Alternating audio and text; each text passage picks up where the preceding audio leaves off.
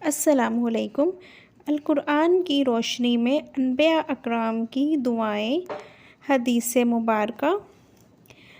اور تمہارے رب نے فرمایا، مجھے پکارا کرو، دعا کیا کرو، میں تمہیں دعا کا جواب دوں گا۔ سبحان اللہ۔ حضرت ابو ہریرہ رضی اللہ عنہ سے روایت ہے کہ رسول اللہ صلی اللہ علیہ وآلہ وسلم نے فرمایا، جب اللہ سے دعا مانگا کرو تو اس یقین کے ساتھ مانگا کرو کہ وہ ضرور جواب دے گا، اور یاد رکھو کہ اللہ وہ دعا قبول نہیں کرتا جو اللہ کی یاد سے غافل اور بے پرواہ دل سے نکلی ہو۔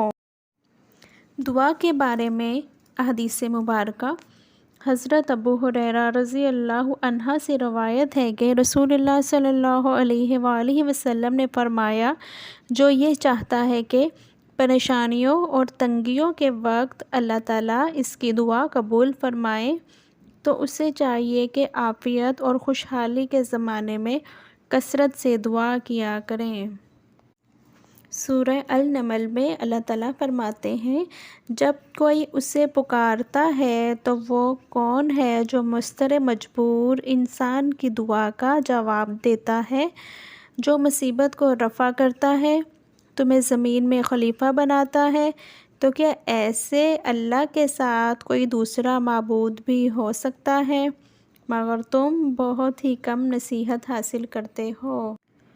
حضرت ابو ہریرہ رضی اللہ عنہ سے روایت ہے کہ رسول اللہ صلی اللہ علیہ وآلہ وسلم نے فرمایا، جب تم میں سے کوئی دعا کیا کرے تو یوں نہ کہا کرے کہ اے اللہ تو چاہے تو مجھے بخش دے، اور اے اللہ تو چاہے تو مجھ پر رحمت فرما، بلکہ پورے عزم کے ساتھ اللہ کے حضور میں اپنی مانگ رکھے، کیونکہ کوئی مجبوری اسے دعا قبول کرنے سے روکنے والی نہیں۔ سبحان اللہ۔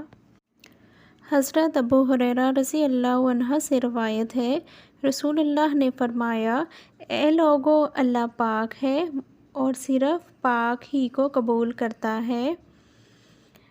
اس نے اپنے مومن بندوں کو بھی وہی حکم دیا جو اپنے پیغمبروں کو دیا تھا۔ اپنے پیغمبروں کے لیے اس کا ارشاد ہے کہ اے رسولو، کھاؤ پاکیزہ چیزیں اور حلال صالح اعمال انجام دو، میں خوب جانتا ہوں جو کچھ تم کرتے ہو۔ اور اہل ایمان والوں کو مخاطب کر کے اس نے فرمایا کہ اے ایمان والو، جو حلال اور طیب چیزیں ہم نے تم کو رزق میں دی ہیں، ان میں سے کھاؤ۔